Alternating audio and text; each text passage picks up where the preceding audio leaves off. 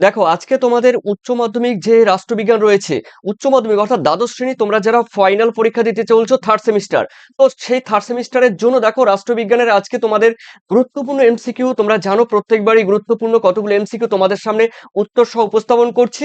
তো দেখো তোমাদের ফাইনাল 100% কমন সাজেশন। দেখো তোমাদের ইউনিট 3 এর মধ্যে থাকছে কি কি রয়েছে। ইউনিট 3 এর মধ্যে রয়েছে পার্ট 1। তো দেখো তোমাদের উচ্চ মাধ্যমিক 27 সেমিস্টার রয়েছে তোমাদের থার্ড। আর পিডিএফ কি করে পাবে সেটাও আমি অবশ্যই বলবো, তবে টোটাল তোমরা জানো এমসিকিউ থাকছে। তো রয়েছে ইউনিট 3। এই ইউনিট 3 এর মধ্যে রয়েছে সমসাময়িক বিশ্ব নিরাপত্তা। দেখো এখান থেকে তোমাদের কিন্তু 7 নাম্বার থাকবে, অর্থাৎ 7টি কোশ্চেন থাকবে এই সমসাময়িক বিশ্ব নিরাপত্তা। ঠিক ঠিক আছে, এখান থেকে দেখো পরীক্ষা আসার মতোই গুরুত্বপূর্ণ এমসিকিউ গুলো দিচ্ছি। এটি কিন্তু তোমাদের পার্ট 1 প্রথমেই বলেছি। তো দেখো তোমাদের রয়েছে, প্রথমেই দেখবে তোমাদের রয়েছে ঐতিহ্যবাহী নিরাপত্তা অর্থাৎ ট্র্যাডিশনাল সিকিউরিটি। তো এখান থেকে প্রথমেই আমি পার্ট পার্ট করে দিচ্ছি যেগুলো তোমাদের সুবিধা হবে। এবং দেখো তোমাদের যেগুলো রয়েছে এই যে ইউনিট 3 তে পার্ট 1 পার্ট 2 এরকম করে কিন্তু রয়েছে। তো অবশ্যই আমি পার্ট পার্ট করে তোমাদের দিচ্ছি। তোমাদের কিন্তু পরীক্ষায় এই টাইপের এবং এই ধরনের এবং এই কোশ্চেনই তোমাদের দিতে চলছে। দেখো নিরাপত্তা, ঐতিহ্যবাহী নিরাপত্তা, ট্র্যাডিশনাল সিকিউরিটি। প্রথম কোয়েশ্চেন রয়েছে, দেখো ঐতিহ্যবাহী নিরাপত্তার মূল বিষয় কি। দেখো মূল বিষয় কিন্তু প্রকৃতপক্ষে একটা দেশের বা একটা রাষ্ট্রের নিরাপত্তা। ঐতিহ্যবাহী নিরাপত্তা মানেই হলো কোনো দেশের বা কোনো রাষ্ট্রের নিরাপত্তা। P is the correct answer. এরপরে রয়েছে তোমাদের সেকেন্ড কোয়েশ্চেন, ঐতিহ্যবাহী নিরাপত্তা প্রধানত কিসের উপর নির্ভর করে। দেখো যে কোনো দেশের যে নিরাপত্তা, সেই ঐতিহ্যবাহী হোক আর বর্তমান কিংবা অতীত যাই বলো না কেন, যে কোনো দেশের ঐতিহ্যবাহী নিরাপত্তা প্রধানত নির্ভর করে কিন্তু সামরিক শক্তি, তার সামরিক শক্তি বল কতটা রয়েছে। প্রথমে আমরা জানি আমেরিকা রয়েছে, সেকেন্ড রয়েছে রাশিয়া, থার্ড রয়েছে চায়না, আর ফোর্থ মানে আমাদের ভারতবর্ষ রয়েছে চতুর্থ স্থানে। অর্থাৎ B sorry A is the correct answer. এরপরে রয়েছে তোমাদের থার্ড কোয়েশ্চেন, বহিরাগত নিরাপত্তা বলতে কি বোঝায়।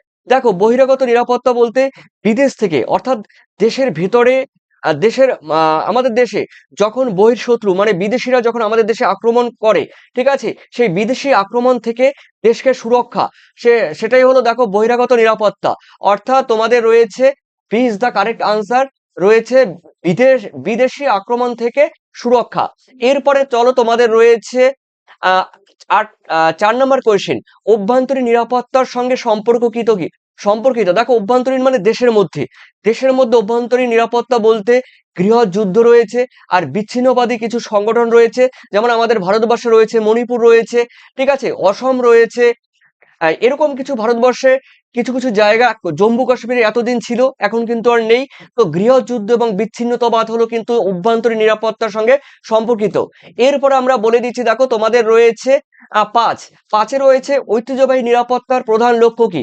দেখো ঐতিহ্যবাহী নিরাপত্তার প্রধান লক্ষ্য কিন্তু রাষ্ট্রের সার্বভৌমত্ব রক্ষা করা, সার্বভৌমত্ব রক্ষা করা।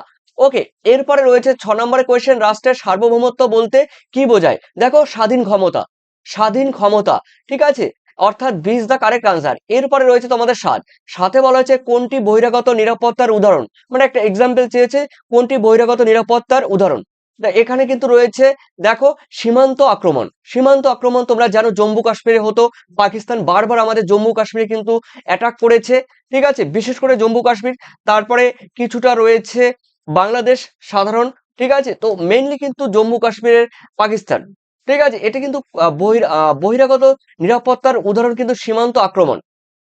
এরপরে রয়েছে তোমাদের 8-এ রয়েছে কোনটি অভ্যন্তরীণ নিরাপত্তার সমস্যা। অভ্যন্তরীণ নিরাপত্তা আমি প্রথমেই বললাম বিচ্ছিন্নতাবাদ, অর্থাৎ তোমাদের 20 দ্য কারেক্ট আনসার। এরপরে রয়েছে 9-এ বলা হয়েছে ঐতিহ্যবাহী নিরাপত্তা সাধারণত গুরুত্ব দেয়। দেখো ঐতিহ্যবাহী যে নিরাপত্তা, সেই নিরাপত্তা কোন বিষয়ের উপর গুরুত্ব দেয়, অর্থাৎ রাষ্ট্রকে গুরুত্ব দেয়, ঠিক আছে, অর্থাৎ B is the correct answer, B is the correct answer. এরপরে রয়েছে তোমাদের 10-এ রয়েছে সামরিক জোটের উদাহরণ কি। দেখো সামরিক জোটের উদাহরণ কিন্তু ন্যাটো। বর্তমানে এই ন্যাটোর তেমন কোনো গুরুত্ব নেই, খুব কম গুরুত্ব, তথাপি কিন্তু এটি একটি সামরিক জোটের কিন্তু উদাহরণ। তার মধ্যে আমেরিকা রয়েছে, ইংল্যান্ড রয়েছে, এরকম কতগুলো দেশ রয়েছে। এরপরে রয়েছে অপ্রচলিত নিরাপত্তা, নন ট্র্যাডিশনাল সিকিউরিটি। দেখো এই নন ট্র্যাডিশনাল সিকিউরিটির মধ্যে রয়েছে যেটি অপ্রচলিত, বাংলায় বলা হয় অপ্রচলিত নিরাপত্তা। অপ্রচলিত নিরাপত্তার ধারণা দেন, দেখো ধারণা দেয়, কি ধারণা দেয়, দেখো মানুষের নিরাপত্তাকে, ঠিক আছে, অপ্রচলিত নিরাপত্তা ধারণা দেয় মানুষের নিরাপত্তাকে। উচ্চ মাধ্যমিক 2027 রাষ্ট্রবিজ্ঞান তৃতীয় সেমিস্টারের প্রস্তুতি নিয়ে চিন্তায় আছেন? এখনই সংগ্রহ করুন সাজেশন উত্তর পিডিএফ এবং নোটস পিডিএফ। গুরুত্বপূর্ণ প্রশ্ন, সংক্ষিপ্ত ও সহজ উত্তর এবং পরীক্ষার উপযোগী প্রস্তুতি সব একসঙ্গে। হাজারো ছাত্রছাত্রীর ভরসা টার্গেট একাডেমি পাবলিশার্স। আজই হোয়াটসঅ্যাপ করুন 78940006। টার্গেট একাডেমি পাবলিশার্স, সঠিক পথের সেরা সঙ্গী। তারপর আমরা 12তে দেখে নিচ্ছি মানব নিরাপত্তা ধারণাটি জনপ্রিয় করে। দেখো ইউএনডিপি, এই যে মানব নিরাপত্তা ধারণাটি, এটি কিন্তু জনপ্রিয়তা করে কিন্তু ইউএনডিপি, এর কিন্তু ফুল ফর্ম আছে, ঠিক আছে। এরপরে রয়েছে তোমাদের 13, মানব নিরাপত্তার প্রথম উল্লেখ করা হয়। দেখো এই মানব নিরাপত্তা প্রথম উল্লেখ করা হয় কত সালে? দেখো 1994 সালে। 1994 সালে, অর্থাৎ C is the correct answer. এরপরে রয়েছে তোমাদের 14, মানব নিরাপত্তার প্রধান লক্ষ্য কি? দেখো ব্যক্তির সুরক্ষা। প্রধানত দেখো মানব মানে মানুষের নিরাপত্তা, ঠিক আছে, ব্যক্তির নিরাপত্তা বা ব্যক্তির সুরক্ষা। এরপরে রয়েছে 15, কোনটি মানব নিরাপত্তার অংশ? দেখো এখানে কিন্তু খাদ্য নিরাপত্তা, ফুড সিকিউরিটি রয়েছে, হেলথ সিকিউরিটি বা স্বাস্থ্য নিরাপত্তা রয়েছে, পরিবেশ নিরাপত্তা বা এনভায়রনমেন্টাল সিকিউরিটি রয়েছে, এগুলো। তার মানে উপরে সবগুলোই এর উদাহরণ, ঠিক আছে, মানে অংশ। এরপরে সন্ত্রাসবাদ, টেরোরিজম। এই টেরোরিজমের মধ্যে সন্ত্রাসবাদ যেটি রয়েছে, দেখো এখান থেকে কিন্তু গতবার কোশ্চেন দিয়েছিল, সন্ত্রাসবাদের মূল উৎস কি, মানে মূল উদ্দেশ্য কি? দেখো সন্ত্রাসবাদের কিন্তু মূল উদ্দেশ্য হলো কিন্তু ভয় সৃষ্টি করা। কোন দেশের মধ্যে বলতে পারো যে তারা ভয় সৃষ্টি করে, মানুষের মধ্যে ভয় সৃষ্টি করে। তো এরপরে রয়েছে দেখো তোমাদের 17তে রয়েছে 9/11 যে হামলা হয়েছিল। 9/11 সেই টুইন টাওয়ারে যে হামলা হয়েছিল, মার্কিন যুক্তরাষ্ট্রের টুইন টাওয়ারে হামলা হয়েছিল 9/11, অর্থাৎ তোমাদের B is the correct answer. Al Qaeda কি? দেখো আল কায়দাও কিন্তু একটি সন্ত্রাসবাদী সংগঠন, ঠিক আছে। এটি কিন্তু এই আল কায়দার ছিল ওসামা বিন লাদেনকে দেখো আফগানিস্তান এবং পাকিস্তানের যেই বর্ডার রয়েছে, আবেদাবাদ, ঠিক আছে, আদবাবাদ বা কিছু সামথিং একটি রয়েছে, ঠিক আছে, আবেদাবাদ এরকম একটা কিছু, আমেদাবাদ নয় কিন্তু আবেদাবাদ এরকম একটি নাম রয়েছে। তো সেই সন্ত্রাসবাদী সংগঠন কিন্তু আল কায়দা হলো সেই লাদেন, ঠিক আছে। তোমরা জানো তাকে হত্যা করা হয়েছে অনেক আগেই আমেরিকার দ্বারা। এরপরে রয়েছে আন্তর্জাতিক সন্ত্রাসের উদাহরণ কি? আমরা জানি 9/11 যে হামলা হয়েছে, সেই হামলা কিন্তু একটি আন্তর্জাতিক সন্ত্রাসবাদের উদাহরণ, ঠিক আছে। পলাশির যুদ্ধ, কার্গিল যুদ্ধ, পানিপথের যুদ্ধ, এগুলো বলতে পারো একদম লোকাল। এরপরে রয়েছে তোমাদের 20তে, সন্ত্রাসবাদ কোন নিরাপত্তার অন্তর্ভুক্ত? দেখো সন্ত্রাসবাদ কিন্তু টেরোরিজম, অপ্রচলিত নিরাপত্তার কিন্তু অন্তর্গত। এরপরে রয়েছে অভিবাসন বা মাইগ্রেশন। দেখো মাইগ্রেশন এখানে রয়েছে, migration sorry, extremely sorry, migration migration শব্দের অর্থ কি? দেখো মাইগ্রেশন শব্দের অর্থ হলো অভিবাসন বা পরিব্রাজন বা পরিযান, ঠিক আছে। এরপরে রয়েছে তোমাদের 22-এ রয়েছে শরণার্থীর সমস্যায় জড়িত। দেখো সমস্যার সঙ্গে জড়িত রয়েছে, দেখো মানব নিরাপত্তা, ঠিক আছে। এই যে শরণার্থী পূর্ববঙ্গ থেকে যে প্রচুর পরিমাণে যে মানুষ আমাদের ভারতবর্ষে তথা পশ্চিমবঙ্গ থেকে ভারতবর্ষের বিভিন্ন প্রান্তে, কিংবা পাকিস্তান থেকে প্রচুর পরিমাণে শরণার্থী আমাদের ভারতবর্ষে, বিশেষ করে পাঞ্জাবে, জম্মু কাশ্মীরে প্রবেশ করেছে। অন্যদিকে আফগানিস্তান থেকে শরণার্থীর আগমন ঘটেছে। এই শরণার্থী সমস্যার সঙ্গে জড়িত কিন্তু মানব নিরাপত্তা। এরপরে রয়েছে তোমাদের 23-এ, রিফিউজি শব্দের অর্থ কিন্তু শরণার্থী, অর্থাৎ B is the correct answer. এরপরে রয়েছে দেখো তোমাদের 24, অভিবাসনের প্রধান কারণ নয়। দেখো অভিবাসনের প্রধান কারণ নয় কিন্তু মহাকাশ গবেষণা। এই মহাকাশ গবেষণায় কিন্তু যারা মানে স্পেস নিয়ে, যারা মহাকাশ নিয়ে গবেষণা করে, রিসার্চ করে, ঠিক আছে, ডিআরডিও বলতে পারো, ডিআরডিও বলতে পারো, ঠিক আছে। আর অন্যদিকে নাসা বলতে পারো, আমেরিকার, আর ডিআরডিও এটা ইসরো ইন্ডিয়ার বলতে পারো। তো এগুলো কিন্তু অভিবাসনের প্রধান কারণ নয়, এগুলো কিন্তু মহাকাশ গবেষণা। এরপরে রয়েছে 25-এ, কোনটি জোরপূর্বক অভিবাসনের ধারণা? দেখো জোরপূর্বক অভিবাসনের ধারণা কিন্তু অ্যাকচুয়ালি যুদ্ধ, ঠিক আছে, যুদ্ধ। এরপরে পোভার্টি বা দারিদ্র রয়েছে। তো দারিদ্রের মধ্যে রয়েছে, দেখো দারিদ্র কোন নিরাপত্তার অন্তর্গত? দেখো দারিদ্র কিন্তু মানব নিরাপত্তার অন্তর্গত, ওকে, অর্থাৎ তোমাদের এ ইজ দ্য কারেক্ট আনসার। এরপরে রয়েছে তোমাদের 27 দারিদ্র্যের ফলে সৃষ্টি হয় কি? অনিরাপত্তা। ঠিক আছে, অনিরাপত্তা। আর দারিদ্র্যের ফলে কিন্তু অপুষ্টি, অনাহার, বিভিন্ন রোগ রোগ শোক, বিভিন্ন টাইপের কিন্তু মন মানসিকতা, বিভিন্ন কিছু সৃষ্টি হতে পারে এই দারিদ্র্য থেকে। তারপরে আমি তোমাদের দেখছি, দেখো পরে রয়েছে 28 রয়েছে খাদ্য নিরাপত্তার সঙ্গে সম্পর্কিত। দেখো খাদ্য নিরাপত্তার সঙ্গে কিন্তু সম্পর্কিত দারিদ্রতা, একদম যেটি একটু আগে বললাম। এরপরে রয়েছে তোমাদের 29 রয়েছে মানব উন্নয়নের রিপোর্ট প্রকাশ করে। দেখো মানব উন্নয়নের রিপোর্ট প্রকাশ করে ইউএনডিপি। ঠিক আছে, UNDP, unite national development programme, UNDP. দেখো অর্থাৎ C is the correct answer. এরপরে আমরা দেখে নিচ্ছি তোমাদের 30 দারিদ্র বৃদ্ধি পেলে কি হয় বলতো? অপরাধ বাড়ে।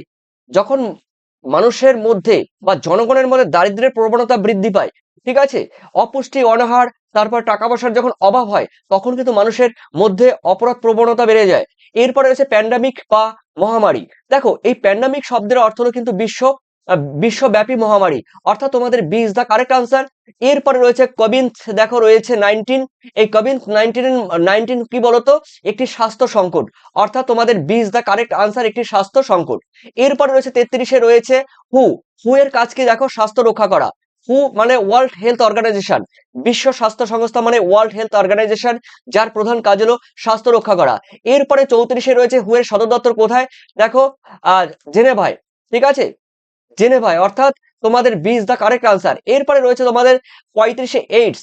এইডস হলো এক ধরনের কিন্তু ভাইরাস, যেগুলো মানুষের থেকে মানুষের মাধ্যমে কিন্তু ছড়িয়ে পড়ে। ঠিক আছে, ভাইরাসের মাধ্যমে। ঠিক আছে, এইডস। এরপরে রয়েছে তোমাদের দেখো SARS, সার্স হলো কি? দেখো একটি মহামারী, অর্থাৎ B is the correct answer, মহামারী। এরপরে রয়েছে পরিবেশগত নিরাপত্তা, এনভায়রনমেন্টাল সিকিউরিটি রয়েছে। দেখো এখানে রয়েছে 37 পরিবেশগত নিরাপত্তা সম্পর্কিত কি? দেখো জলবায়ু পরিবর্তন, পরিবেশগত মানে এনভায়রনমেন্টাল যেই সিকিউরিটি, সেই এনভায়রনমেন্টাল সিকিউরিটির মধ্যে রয়েছে পরিবেশগত নিরাপত্তা, B is the correct answer. এরপরে রয়েছে তোমাদের 38 দেখো গ্লোবাল ওয়ার্মিং। দেখো এই গ্লোবাল ওয়ার্মিং এর অর্থ কি? গ্লোবাল ওয়ার্মিং এর অর্থ কিন্তু বিশ্ব উষ্ণায়ন, অর্থাৎ গ্লোবাল ওয়ার্মিং। ঠিক আছে, আমরা বলতে পারি গ্লোবাল ওয়ার্মিং বা বিশ্ব উষ্ণায়ন। এরপর 39 রয়েছে ওজোন স্তর রক্ষার চুক্তি। দেখো মন্ট্রিল প্রোটোকল। এই ওজোন স্তর রক্ষার চুক্তি কিন্তু হয়েছিল কানাডায়। মাথায় রাখবে, কানাডায় হয়েছিল 16 সেপ্টেম্বর। ঠিক আছে, 16 সেপ্টেম্বর কানাডার মন্ট্রিল শহরে। ঠিক আছে, উত্তর কিন্তু হবে C is the correct answer. এরপরে রয়েছে 40। দেখো পরিবেশ দূষণ কোন নিরাপত্তার অন্তর্গত? দেখো অপ্রচলিত নিরাপত্তার অন্তর্গত, অর্থাৎ তোমাদের B is the correct answer. এরপরে যে গ্রিন হাউস এফেক্ট, এই গ্রিন হাউস এফেক্ট সম্পর্কিত। দেখো এটি কিন্তু পরিবেশ সম্পর্কিত। এর কথার অর্থ হলো কিন্তু বিশ্ব যেই তাপমাত্রা, সেই তাপমাত্রার বৃদ্ধির একটি কারণ হলো কিন্তু গ্রিন হাউস এফেক্ট। ঠিক আছে, গ্লোবাল ওয়ার্মিং এর একটি বিশেষ রূপ হলো গ্রিন হাউস এফেক্ট, তার মানে বলতে পারো পরিবেশগত। ঠিক আছে, এরপরে রয়েছে তোমাদের 42 জল সংকট কোন নিরাপত্তার অংশ? দেখো মানব নিরাপত্তা, অর্থাৎ এ ইজ দ্য কারেক্ট আনসার, মানব নিরাপত্তা, এর উত্তর এ। এরপরে রয়েছে তোমাদের 43 রয়েছে মানব পরিবেশগত নিরাপত্তার গুরুত্ব দেয়। দেখো পরিবেশগত নিরাপত্তার গুরুত্ব দেয় কিন্তু প্রকৃতি, অর্থাৎ তোমাদের এ ইজ দ্য কারেক্ট আনসার। এরপরে রয়েছে তোমাদের 44 কোনটি পরিবেশগত নিরাপত্তার সমস্যা? দেখো বন উজাড় করা, এটু কিন্তু পরিবেশ। বন উজাড় করা মানে বন ধ্বংস, বনভূমি ধ্বংস বলতে পারো। তারপর রয়েছে বায়ু দূষণ রয়েছে, এয়ার পলিউশন, আর জল দূষণ রয়েছে। এগুলো কিন্তু সবগুলোই কিন্তু পরিবেশগত নিরাপত্তার সমস্যা, অল অফ দ্য অ্যাবাভ। এরপরে রয়েছে দেখো তোমাদের 45 বিশ্ব উষ্ণায়নের প্রধান কারণ কি? দেখো দূষণ বা পলিউশন। এই পলিউশন বা দূষণ হলো বিশ্ব উষ্ণায়নের প্রধান কারণ। এরপরে কিছু মিক্সড কোশ্চেন রয়েছে, এমসিকিউ দেখে নাও। রয়েছে 46 নিরাপত্তার অপ্রচলিত ধারণার উদ্ভব হয়। দেখো ঠান্ডা যুদ্ধের পর থেকে, অর্থাৎ C is the correct answer, ঠান্ডা যুদ্ধের পরে। এরপরে রয়েছে দেখো 47 মধ্যে রয়েছে নিরাপত্তার অপ্রচলিত মানে নিরাপত্তার প্রচলিত ধারণা দেয়। দেখো সামরিক শক্তিতে এই নিরাপত্তা প্রচলিত যে ধারণা, সেই ধারণা দেয় কিন্তু সামরিক শক্তিতে। এরপরে রয়েছে 48 রয়েছে মানব নিরাপত্তার ধারণা জোর দেয়। দেখো মানুষকে নিয়ে। এরপরে রয়েছে 49 রয়েছে নিরাপত্তার সব থেকে বড় আধুনিক চ্যালেঞ্জ কোনটি? দেখো অবশ্যই নিরাপত্তার প্রথম চ্যালেঞ্জ যুদ্ধ, সন্ত্রাসবাদ, টেরোরিজম যাকে বলা হয়। আর এরপর রয়েছে পরিবেশগত সংকট রয়েছে, তার মানে বলা যাবে উপরে সবগুলি, অল অফ দ্য অ্যাবাভ। এরপরে 50 রয়েছে দেখো সামরিক সমসাময়িক বিশ্বের নিরাপত্তার ধারণা। দেখো সমসাময়িক বিশ্ব নিরাপত্তার ধারণা, দেখো এটি কিন্তু একটি রাষ্ট্র এবং মানুষ উভয় কেন্দ্রিক। বোঝা গেল? রাষ্ট্র এবং মানুষ উভয় কেন্দ্রিক। তবে তোমাদের একটা কথা বলছি, দেখো তোমাদের এই যে মানে তোমাদের যে রাষ্ট্রবিজ্ঞান, সেই রাষ্ট্রবিজ্ঞানের সম্পূর্ণ প্রথম ইউনিট থেকে একদম ষষ্ঠ ইউনিট অর্থাৎ টোটাল চ্যাপ্টার গুলো তোমরা কিন্তু পাবে একটা পিডিএফ এর মধ্যেই পাবে। একটা পিডিএফ এর মধ্যে পাবে উত্তর সহ সাজেশন এবং গুরুত্বপূর্ণ বাছাই করা সাজেশন, এবং এক্সট্রা কিছু কোয়েশ্চেন থাকবে যেগুলো কিন্তু তোমাদের পরীক্ষা আসার মতো সেই টাইপের কোশ্চেন কিন্তু তোমরা এই পিডিএফ এর মধ্যে পাবে। যারা এই পিডিএফ নেবে 7890404016 এই নাম্বারে তোমরা হোয়াটসঅ্যাপ করবে, আর 9062386679 এই নাম্বারে তোমরা কিন্তু পেমেন্ট করবে। আর চ্যাপ্টার ওয়াইজ সাজেশন তোমাদের উইথ আনসার থাকছে, তো তোমরা অবশ্যই যোগাযোগ করবে। আর তোমাদের দেখো তোমরা দেখতেই পারছো আরো কোশ্চেন রয়েছে, এখানে আরো 50টি কোশ্চেন রয়েছে। তবে আমি তোমাদের 25টি কোশ্চেন দিয়েছি, এই কোশ্চেনগুলো খুবই খুবই গুরুত্বপূর্ণ। দেখো নিরাপত্তা বলতে কি বোঝায়, ভয়, দেখো ভয় ভীতি থেকে মুক্ত, এরকম কোশ্চেন দিয়েছি। দেখো কোশ্চেনগুলো কতটা গুরুত্বপূর্ণ, তোমরা একবার দেখলেও কিন্তু বুঝতে পারবে এই কোশ্চেনগুলো কতটা গুরুত্বপূর্ণ। ঠিক আছে, এগুলো কিন্তু তোমরা পিডিএফ এর মধ্যেই পাবে। দেখো 60 নম্বর কোশ্চেন, 1984-94 সালের কোন রিপোর্টে মানব নিরাপত্তা বা হিউম্যান সিকিউরিটির উপর বিশেষ জোর দেওয়া হয়? দেখো ইউএনডিপি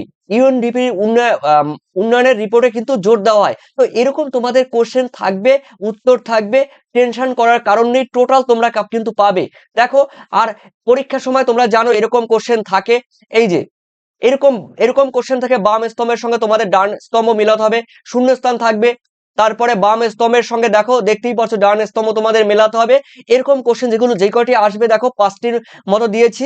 তো এরকম রয়েছে তোমাদের 100টি কোশ্চেন এখান থেকে দিয়েছি পার্ট 1, এরপরে পার্ট 2 থেকেও তোমরা আরেকটি আরো 100 কোশ্চেন পাবে, মানে ইউনিট 3 থেকে। ঠিক আছে, ইউনিট 3 থেকে।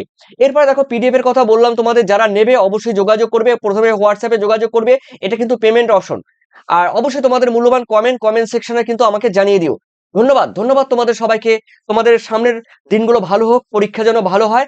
আর সামনের ভিডিওগুলো পেতে তোমরা লাইক, সাবস্ক্রাইব, কমেন্ট করে দিও। আর বিগত যে আগের ভিডিওগুলো তোমরা ডেসক্রিপশন লিংক বা প্লে লিস্ট থেকে দেখে আসতে পারো। ধন্যবাদ তোমাদের সবাইকে। Thank you.